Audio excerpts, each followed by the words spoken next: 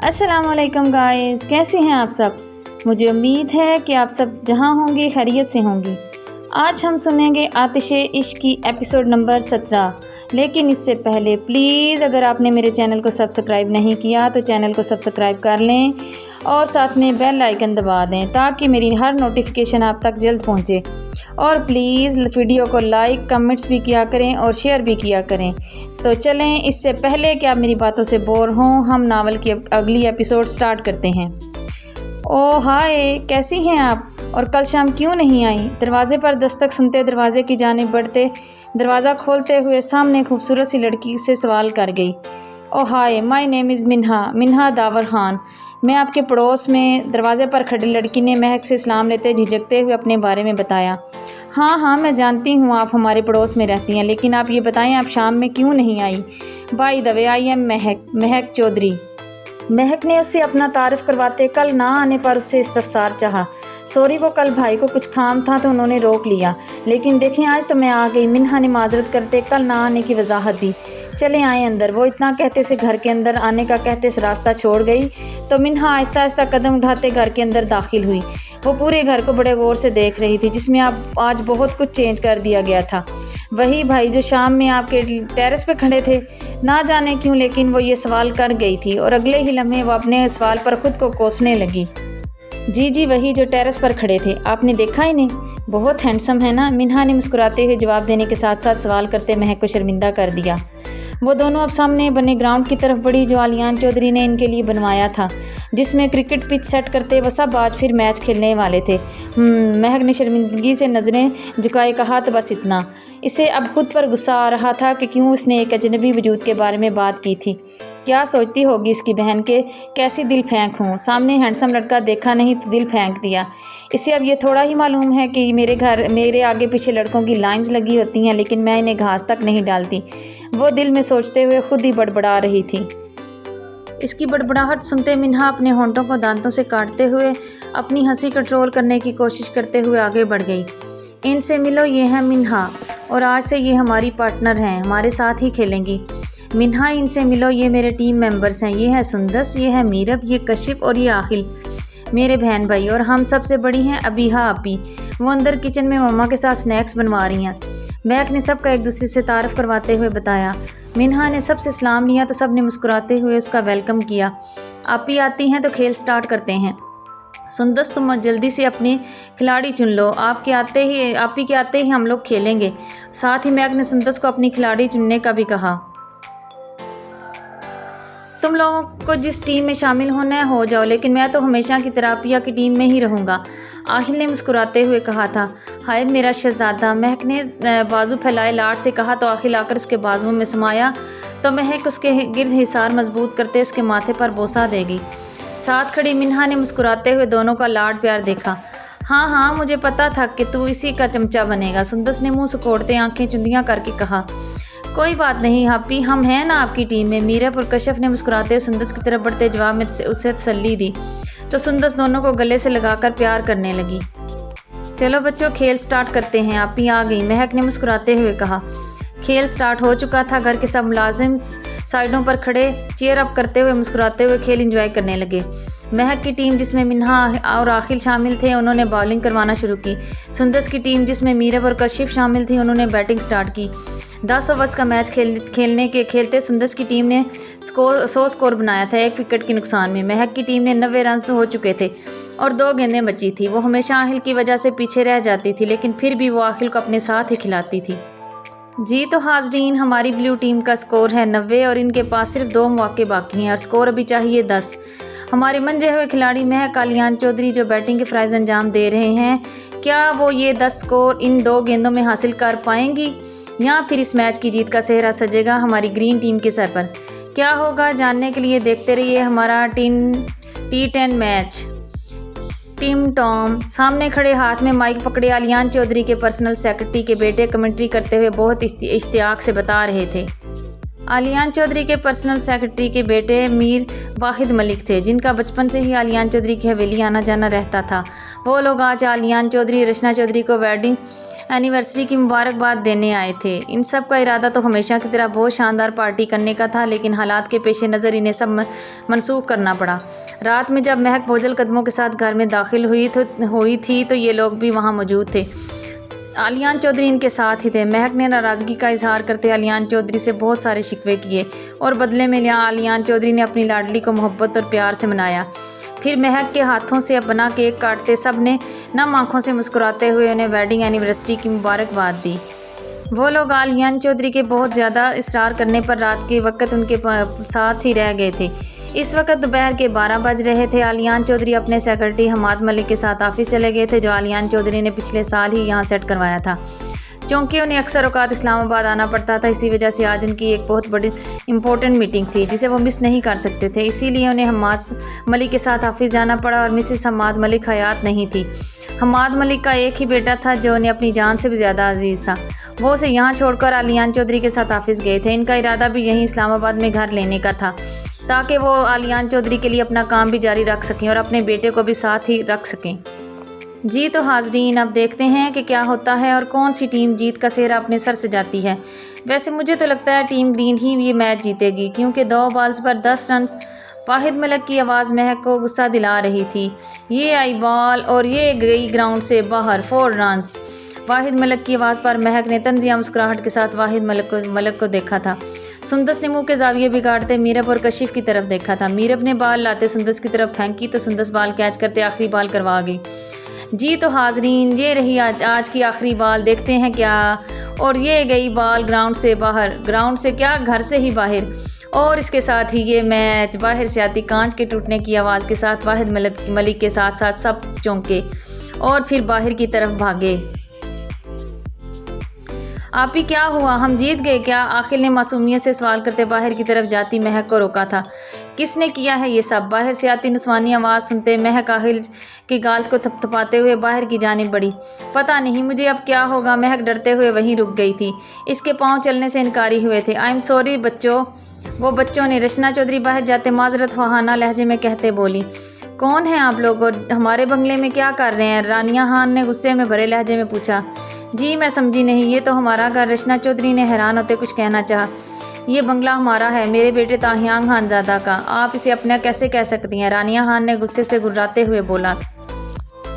Mrs रानिया खान, ताहियान खानज़ादा की मम्मा, क्या आपने मुझे पहचाना नहीं? रचना चौधरी ने ताहियान खानज़ादा के नाम पर गौर से रानिया खान के चेहरे की तरफ देखते हुए सवाल पर सवाल किया था। वो हैरान दर हैरान हो रही थी। जी सॉरी, आप कौन? रानिया खानज़ादा ने हैरत का मुजाहरा करते हुए पूछा। आपके बेटे के निकाह। रोशना चौधरी नम और गुस्से से भरे लहजे में कुछ कहना चाह रही थी। सॉरी मम्मा, हम लोग क्रिकेट खेल रहे थे तो बॉल सीधे आकर गाड़ी को लग गई, जिसकी वजह से गाड़ी का शीशा टूट गया। मिन्हा ने इनकी बात काटते हुए कहा। मिन्हा, आप इधर क्या कर रही हैं और ये लोग ताहियान के बंगले में क्या कर रहे हैं? रानिया खानम ने हैरानी से पूछा। मुझे भी नहीं पता मामा, मैं भी आपकी तरह लाइल्म हूँ। हो सकता है बाबा ने किराए पर दिया हो, भाई से बात करके पूछते हैं। मिन्हा ने भी इन्हीं की तरह लाइल्मी का इजहार करते हुए ताहियान खानज़ादा से पता करने का कहा। रचना चौधरी के साथ साथ अब अबीहा और सुंदस ने भी परेशानी से इनकी तरफ देखा। देखें मिस, जो कोई भी हैं, आप अपने बच्चों पर कंट्रोल रखा करें, उन्हें कुछ तमीज़ सिखाएं। अगर नहीं सिखा सकती हैं तो मेरे पास ले आएँ, मैं अच्छी तरह सिखा दूंगी। और ये जो नुकसान किया है ना आपकी बच्ची ने, इसे भी पूरा करें। रानिया खानम ने गुस्से से चिल्लाते हुए रचना चौधरी को बहुत कुछ कह दिया था। रचना चौधरी जो पहले रानिया खानम के रवैये से हैरान और परेशान हो रही थी, इनके अगले सवाल पर जो उनकी तरबियत पर उठाया गया था, बहुत मुश्किल से खुद को संभाले हुए थी। इनका दिमाग माऊफ हो रहा था। कैसे अनजान लोगों में अपनी बेटी दे चुके थे जो इन्हें पहचानने से इनकारी थे। प्लीज़ मिस रानिया खानम, आप अंदर आए, तहम्मुल से बात करते हैं हम लोग। आप एक रिश्तेदारी में जुड़। रचना चौधरी बच्चों के दरमियान खड़ी बड़ी मुश्किल से खुद को संभालते हुए इल्तिजाइया लहजे में कहते रानिया खानम को समझाते हुए कह रही थी कि रानिया खानम ने उनकी बात काटते हुए कहा, रिश्तेदारी और वो भी आप जैसे? हम आपको जानते तक नहीं। वैसे बाय द वे किस रिश्तेदारी की बात कर रही हैं आप? रानिया खानम अपनी आंखें छोटी करते हुए सवाल करने लगी। आपके बेटे ताहियान खानज़ादा से हमारी। रचना चौधरी जब्त करते हुए कुछ कहने लगी थी। मामा प्लीज़ आप अंदर चलें। Sorry aunty, sorry bestie, excuse me. Minha इनकी बात काटते हुए इनसे माजरत करते रानिया खानम को समझाते अपने घर की तरफ जानी बढ़ी। रचना चौधरी की आंखों में आंसू और गुस्सा बैक वक्त तुम डाया था। वो लाल अंगारा होती आंखों से घर में दाखिल होते तेज तेज कदम उठाते महक की तरफ बढ़ी और अगले ही लम्हे चटाक के ज़ोरदार आवाज़ के साथ इनका हाथ महक के गाल पर निशान छोड़ गया। आज तुम्हारी वजह से मेरी तरबियत पर सवाल उठाए गए हैं महक, तुम कब सुधरोगी? मुझे लगता है जब हम में से कोई एक तुम्हारी वजह से जान से जाएगा तब तुम्हें होश आएगा, लेकिन इस वक्त तक बहुत देर हो चुकी होगी। रचना चौधरी गुस्से से चिल्लाते हुए इतना कहते घर के अंदर की जानिब बढ़ गई। माँ के हाथों पड़ने वाले थप्पड़ की तकलीफ इतनी नहीं थी जितनी उनके अल्फाज में थी। महक ने मफलूज होते दिमाग के साथ ज़मीन की तरफ झुकना शुरू किया। वो अपने गाल पर हाथ रखते बहती आंखों से ज़मीन पर बैठकर फूट फूट कर रोने लगी। महक तुम कब सुधरोगी? अबीहा भी उसे नफ़रत से कहते अपनी माँ के पीछे गई। सुंदस ने आगे बढ़ते महक को अपने हिसार में लेते हुए तसल्ली देते उसके कंधे को थपथपाते उसके चेहरे पर आए बाल इसके कानों के पीछे अड़सते उसे चुप करवाने की कोशिश की।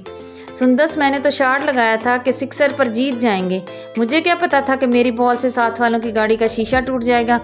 और कौन है वो जो हमारी मम्मा को हमारी तरबियत पर खरी खरी खोटी सुनाने वाली? छोड़ूंगी नहीं मैं इन्हें। देखना, पहले तो कुछ भी नहीं किया ना, लेकिन अब जानबूझकर इनके साथ कुछ ऐसा करूंगी। तुम देखना, बहुत प्यारी है ना इनकी गाड़ी, वो रात में सलामत नहीं बचेगी। महक ने अपने आंसू रगड़ कर साफ करते अपनी टोन में वापस आते सुंदस के कान में सरगोशी करते हुए उसे अपने नए कारनामे के बारे में आगाह किया। महक, मामा को इस वक्त तुम पर बहुत गुस्सा आ रहा है, इसलिए ऐसा कुछ करने के बारे में सोचना भी मत। अगर तुमने इनकी गाड़ी को कुछ भी किया तो इसका सारा इल्ज़ाम तुझ पर आएगा। अभी के लिए खामोश हो जा। हम इनसे अपनी मम्मा और तुम्हारी बेइज्जती का बदला ज़रूर लेंगे, लेकिन सही वक्त और सही जगह पर। सुंदस ने उसे सरगोशियों में समझाते हुए कहा। ये तेरी भूल है सुंदस, मैंने नहीं छोड़ने वाली। नहीं, मुझे ये काम आज रात करना ही है, और वो भी किसी भी कीमत पर। और ये तू जानती है कि जब महक आलियान चौधरी कुछ करने की ठान लेती है तो फिर वो करके दिखाती है। महक ने गुस्से से गुर्राते सुंदस को अपने खतरनाक इरादों से आगाह किया। महक, वो जीजू सुंदस उसे कुछ कहने जा रही थी। सुंदस, महक चलो अंदर, अबीहा तुम दोनों को अंदर बुला रही है। वाहिद मलिक ने सुंदस की बात काटते हुए कहा तो वो दोनों खामोशी से अंदर की जानिब बढ़ी। ये रानिया बहन को क्या हुआ है? वो हमें क्यों नहीं पहचान रही थी? आखिर क्या वजह हो सकती है? कहीं हमने अपनी बेटी किसी गलत इंसान के हाथों में तो नहीं सौंप दी? मुझे चौधरी साहब से बात करनी ही होगी, लेकिन वो भी बहुत परेशान हैं अबीहा को लेकर। उनकी तबीयत भी ठीक नहीं, क्या करूं? रचना चौधरी कमरे में इधर उधर टहलते, खुद से सवाल करते, खुद ही जवाब देते परेशान होकर कभी अपने चेहरे पर हाथ फेर रही थी तो कभी सर पर। एक हाथ से कमर को भी थाम रखा था। सच कहते हैं कि बेटियां माओं की कमर तोड़ देती हैं, ना सिर्फ पैदाइश के टाइम पर बल्कि ज़िंदगी के हर मौका पर, फिर चाहे वो उनकी शादी से पहले हो या फिर शादी के बाद। बेटियों के होने से नहीं, इनके नसीबों से डर लगता है, जो इस वक्त रचना चौधरी के चेहरे पर वाज़िया नज़र आ रहा था। सॉरी मम्मा, जो मेरी वजह से आपको कोई तकलीफ़ हुई हो तो। महक सर झुकाते रचना चौधरी के कमरे में दाखिल होते उनसे माफ़ी भी ऐसे मांग रही थी जैसे वो बिल्कुल बेकसूर हो। महक, ठीक तरह से मांगो, अबीहा ने उसे बाजू से पकड़कर डपटते हुए आंखें दिखाते हकीमाना लहजे में कहा। वो ही उसे इसकी गलती का एहसास दिलाते मनाकर रचना चौधरी के कमरे में उनसे माफ़ी मांगकर इन्हें मनाने के लिए लाई थी, लेकिन हमारी महक जो अज़ल से अपनी गलती सिरे से ही नहीं मानने वाली थी, सुंदस के डपटने पर नासमझी से अबीहा को देखते हुए इशारे से पूछने लगी। अबीहा ने कान पकड़कर सॉरी बोलने का इशारा किया। आई एम सॉरी मम्मा, लेकिन कसम अल्लाह पाक की इसमें मेरी कोई गलती नहीं है। सारी गलती ये सुंदस की है जिसने मुझे हलवा बाल करवाई थी, तो या फिर सारी गलती उन आंटी की है जिन्होंने अपनी गाड़ी इतने बड़े घर में खड़ी करने की बजाय बाहर गली में खड़ी कर दी थी। इन्हें इतना तो पता होना चाहिए था ना कि बाहर गली में गाड़ी खड़ी करने से कितने नुकसान झेलने पड़ते हैं। कभी बच्चे इसके शीशे तोड़ सकते हैं तो कभी कुछ बच्चे शोखियाँ मारने के लिए इन गाड़ियों के पास खड़े होकर सेल्फियाँ बनाते हैं। कसम अल्लाह पाक की, मैंने खुद कितनी बार देखा है। वो इस दिन शीदे से अंकल का वो पिंटू, वो भी तो इस दिन बाबा की गाड़ी के पास खड़े होकर सेल्फियाँ बनाते शोखियाँ मार रहा था। शीशा भी तो तोड़ दिया था। महक ने कान पकड़कर अपने अलग अंदाज में माफ़ी मांगकर रचना चौधरी के गुस्से को और भड़का दिया था। अबीहा, ले जाओ इसे मेरी नज़रों के सामने से, वरना फिर से मेरा हाथ उठ जाएगा। रचना चौधरी गुस्से से गुर्राते हुए कहने लगी। महक इनके ज़ब्त को बहुत आजमा चुकी थी। अबीहा उसे बाजू से पकड़कर बाहर की जानिब खींचते हुए लेकर जाने लगी। निकाह कर दिया है, लेकिन हरकतें अभी भी बच्चों वाली। समझ में नहीं आ रहा क्या करूं मैं इस लड़की का। मैं इसकी वजह से कितनी परेशान हूँ, और एक ये है कि इसका बचपना ही ख़त्म नहीं हो रहा। कहाँ रह गए चौधरी साहब, और कितनी देर लगेगी? रचना चौधरी दिल में महक को कोसते डपटते उसके लिए परेशान होते आलियान चौधरी को दिल में पुकारने लगी। चौधरी साहब, ये आप क्या कह रहे हैं? आप होश में तो हैं ना? शाम में जब आलियान चौधरी घर वापस आए तो रचना चौधरी ने दोपहर में होने वाले सारे वाक़े के बारे में तफसील से बताते अपने सवालात के जवाबात जानने की कोशिश की और जवाब पर परेशान से ज़्यादा हैरान होते सवाल पर सवाल किए। हाँ बेगम, यही सच है। रात में जब मैं घर नहीं पहुंचा था तब भी मुझे मिला था और उसने मेरे पैरों में बैठकर मुझसे महक मांगी थी। इसने वाकई में आर्यन खानज़ादा को अभी तक कुछ नहीं बताया, लेकिन उसने मुझसे वादा किया है कि वो बहुत जल्द आर्यन खानज़ादा को एतमाद में लेकर अपने और महक के निकाह के बारे में बता देगा और सब कुछ ठीक कर देगा। ये बंगला भी उसी का था जो उसने इंतहाई कम कीमत पर हमें फ़रोख्त कर दिया था, लेकिन इससे भी आर्यन खानज़ादा अनजान है। उसने मुझसे थोड़ा सा वक्त मांगा है सब ठीक करने के लिए और मैंने उसे वक्त दे दिया है। और वो ये भी कह रहा था कि अबीहा की शादी की सारी तैयारियाँ वो खुद करवाएगा और इसकी रुखसती भी बड़ी धूमधाम से हवेली से करवाएगा। इसने मोहब्बत की कसम खाई है रचना, मैंने इसकी आंखों में जुनून देखा है जब मैंने अपनी बेटी इसे देने से इनकार किया था। रात को मैं भी तुम्हारी तरह बहुत गुस्से में था। मैंने उसे गुस्से से गालों पर थप्पड़ मारे तो वो एक पल के लिए भी अपनी जगह से हिला तक नहीं, नज़रें झुकाए थप्पड़ खाता रहा। लेकिन जब मैंने डिवोर्स की बात की तो उसने मुझे गुस्से से घूर कर देखा। मैं लरज़ कर रह गया था उसकी आंखों में जुनून देखकर। कहता है जान मांग लें अंकल, गला काट कर हाथ पर रख दूँगा लेकिन उफ तक नहीं करूँगा और विल में लिख जाऊँगा कि अपनी मर्ज़ी से गला काटा है लेकिन महक नहीं दूँगा। वह जुनून है मेरा, ताहयांग खानज़ादा का जुनून, जिसके बगैर ताहयांग खानज़ादा एक बेजान वजूद है, बस खाक और कुछ नहीं। अंकल, अगर उसने भी मुझे कभी खुद से इलाक़ करने की बात की तो कसम है मुझे उसकी पाकीज़ा आँखों की जिनमें हया ही हया है, उसे खुद से दूर तो कर दूँगा लेकिन खुद से कभी भी अलग नहीं करूँगा। इसके आखिरी अल्फाज मुझे एक बेबस इंसान के लगे थे जिनमें कुछ तो रास्त हैं जो मेरी आंखों से ओझल हैं। उसे जैसे यकीन हो कि वो उसे खुद से अलग करने का कहेगी। उसने कुछ तो ऐसा किया है जिसकी वजह से उसे लगता है कि हमारी महक उससे रिश्ता ख़त्म करने का कहेगी। मैंने इसकी आंखों में अपनी मोहब्बत को खो देने का डर देखा है रचना, मुझे उसके डर से डर लग रहा है। आलियान चौधरी ने परेशान होते सब बड़े ड्रामेटिक अंदाज में बताया था। इनके चेहरे पर परेशानी के तासुरात वाज़िया नज़र आ रहे थे। किस तरह के राज चौधरी साहब, अब आप मुझे भी परेशान कर रहे हैं। रचना चौधरी ने आलियान चौधरी से इस्तफसार चाहा। यही तो जानने की कोशिश कर रहा हूँ, मुझे तो कुछ भी समझ में नहीं आ रहा। रोशनी, मैं बहुत थक गया हूँ। मुझे लगता है मैंने अपनी बेटियों की ज़िंदगी का फ़ैसला करने में थोड़ी जल्दी कर दी है। मैं कल ही सिकंदर अंकल से मिलकर भाभी के रवैये के बारे में पूछने जाऊँगा, तुम परेशान मत हो। आलियान चौधरी ने अपना कोट उतारते रचना चौधरी की तरफ बढ़ाया तो उसे पकड़कर हैंडल पर लगा गई। सब ठीक हो जाएगा, आप ज़्यादा टेंशन ना लें, ये आपके लिए ठीक नहीं है। वो आलियान चौधरी की तरफ आते बोली। बच्चियाँ किधर हैं? आलियान चौधरी ने अपनी शर्ट के बटन खोलते हुए पूछा। और कहाँ होंगी, सब अपनी लाडली को मना रहे होंगे। रचना चौधरी ने ग्लास में पानी डालते आलियान चौधरी की तरफ बढ़ाया था। क्यों, ऐसा क्या हुआ है कि हमारी प्रिंसेस नाराज़ हो गई हैं? डोंट टेल मी, कहीं आपने फिर से उस पर हाथ? आलियान चौधरी रचना चौधरी को घूरते हुए पूछने लगे। तो क्या करती चौधरी साहब, उसकी सास कह रही थी कि मैंने इनकी तरबियत अच्छे से नहीं की। अगर मुझसे बच्चियों की तरबियत नहीं हो पा रही तो उनके पास भेज दूँ। वो होती कौन है ऐसे कहने वाली? अगर महक छोटी सी गलती ना करती तो रानिया मुझे इतना कुछ नहीं सुना कर जा सकती थी। रचना चौधरी ने इनकी आंखों में गुस्सा देखते डरते हुए सफाई देने की कोशिश की थी। अगर कोई आपको कुछ सुना देगा तो आप इसका गुस्सा हमारी बेटियों पर निकालेंगी? मिसेज़ आलियान, वो बेटियां हैं हमारी, आलियान चौधरी की, किसी गहरे गहरे की नहीं जो कोई भी उन पर अपनी भड़ास निकालता फिरे। बच्चियां हैं, खेल रही थी, बॉल गाड़ी को लग गया, इसमें उनका क्या कसूर है? मिसेज़ आलियान चौधरी, आलियान चौधरी ने उनके करीब आते दांत पिसते गुस्से से धाड़ते हुए पूछा था। रचना चौधरी उनके धाड़ने पर काम कर रह गई थी। आज हम आपको आखिरी वार्निंग दे रहे हैं मिसेज़, आज के बाद नहीं, आप हमारी बेटियों पर हाथ नहीं उठाएंगी वरना आपको भी आपकी सास साहिबा के साथ हवेली छोड़ाऊंगा। आलियान चौधरी गुस्से से गुर्राते हुए रचना चौधरी को वार्निंग देते गुस्से से पैर पटकते कमरे से बाहर निकल गए। अब उनका रुख महक के कमरे की जानिब था। हाय अल्लाह, महक ये तूने क्या किया? अबीहा जो इन सब को ढूंढते इनकी आवाज़ें सुनते घर से बाहर आई तो सामने का मंजर देखते अपने दोनों हाथ मुंह पर रखते हैरान होते पूछने लगी। मारे हैरत के उसका मुंह खुला का खुला रह गया। उसके चेहरे का रंग बदलते सफ़ेद होने लगा।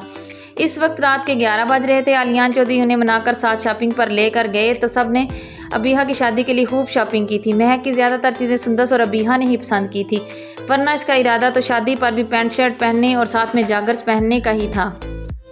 वो लोग शादी की शॉपिंग के बाद खाना भी बाहर से ही खाकर आए थे। आलियान चौधरी ने रचना चौधरी से अपने गुस्से और रवैये की माफ़ी मांगकर इन्हें मना लिया था। एक औरत बेचारी और कर भी क्या सकती है? पहले अपने बच्चों की वजह से जलील होती है, फिर अपने शोहर की डांट भी बर्दाश्त करती है।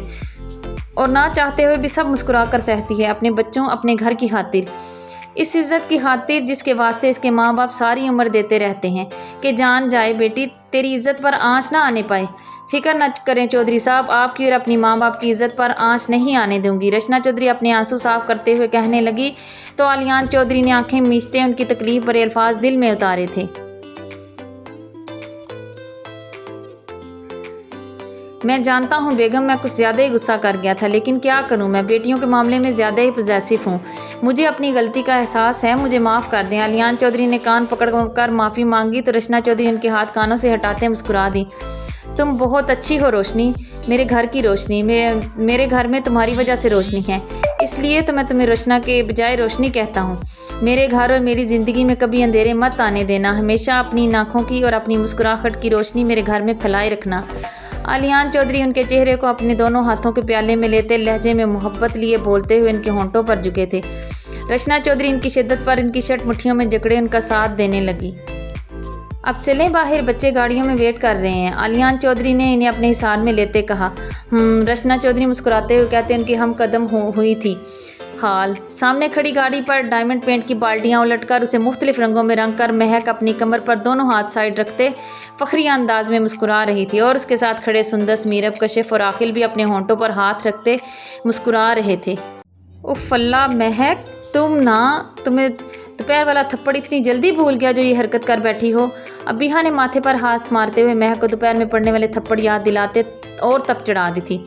आहिल ज़रा वो राड तो दो मुझे, इस थप्पड़ का बदला तो भी रहता है। महक ने गुस्से से फुंकारते हुए आखिल से लोहे की राड लाने को कहा। महक तू पागल हो गई है क्या? अबीहा ने उसे बाजू से खींचते हुए कहा। हाँ हो गई हूँ पागल, छोड़ूंगी नहीं मैं इन आंटी को जिनकी वजह से मुझे थप्पड़ पड़ा था। महक ने गाड़ी को पाँव से ठोकर मारते हुए कहा। गाड़ी पर पाँव की ठोकर लगने से गाड़ी का सायरन बज उठा। आर्यान खानजादा के बंगले का सिक्योरिटी गार्ड जो बहुत गहरी नींद सो रहा था हड़बड़ा कर उठ गया।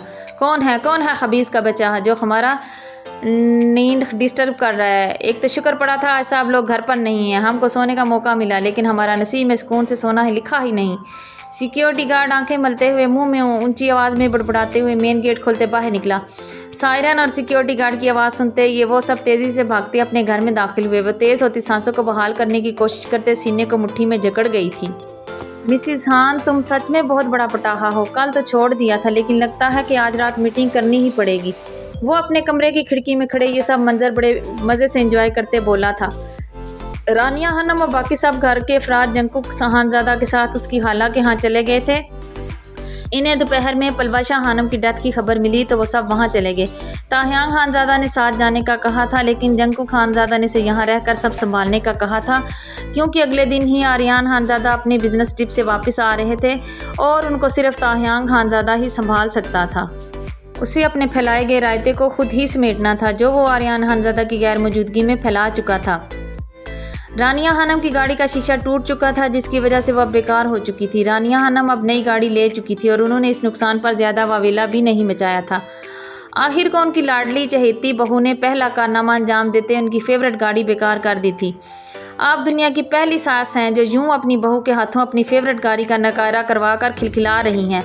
मम्मा, आप जब कल आकर अपनी गाड़ी की ये बर्बादी देखेंगी तो मुझे नहीं पता आपका रिएक्शन क्या होगा, लेकिन मैं अपना रिएक्शन आपकी बहू को थोड़ी देर तक दिखाने जाऊंगा। ताहयांग खानजादा मुंह में बड़बड़ाते हुए कहते मुस्कुरा रहा था, लेकिन अगले ही लम्हे वो बहुत सीरियस भी हो गया था। जब इस जालिम के अल्फाज कानों में गूंजे थे, मेरे लिए ना ही इस निकाह की कोई हैसियत है और ना ही इसकी जिससे निकाह हुआ है। जो मेरे बाबा के साथ मुश्किल वक्त में नहीं, मेरा इससे कोई वास्ता नहीं। इसके अल्फाज ताहयांग खानजादा के कानों में ऐसे तकलीफ दे रहे थे जैसे कोई पिघला हुआ शीशा इसके कानों में उंडेल रहा था। रात के पिछले पहर वो दबे पाँव उसके कमरे में दाखिल हुआ तो उसे देखते साकित हुआ। कोई सोते हुए इतना प्यारा कैसे लग सकता है? वो उसके करीब आते उसके पास बैठकर उसके चेहरे पर आए बाल कान के पीछे अड़सते उसके कान में सरगोशी करते हुए गंभीर लहजे में बोलते उसकी कान की लूह को चूम गया था। मिसिस खान, तुम सच में बहुत जालिम हो। वो उसकी कनपट्टी पर बोसा देते हुए बोला। ताहयांग खानजादा की सरगोशियाँ सुनते उसकी पलकों में लर्जिश हुई, लेकिन वो अपनी आंखें खोलने की हिम्मत नहीं कर सकी थी। वो कंधे से पकड़कर उसे सीधा चिट लिटा गया तो उसके गोल्डन ब्राउन बाल उसके चेहरे पर बिखरते उसके चेहरे को छुपाने की गुस्ताखी करने लगे। उसकी आंखों के साथ साथ उसके होंठ भी लर्जे। ताहियांग खानज़ादा की धड़कनें मुंतशिर हुईं तो वह गहरा मुस्कुराते हुए उसके बाल चेहरे से हटाते, उसके होंठों को अपनी उंगली के पोरों से छूते अपनी प्यास पर कंट्रोल खोने लगा था।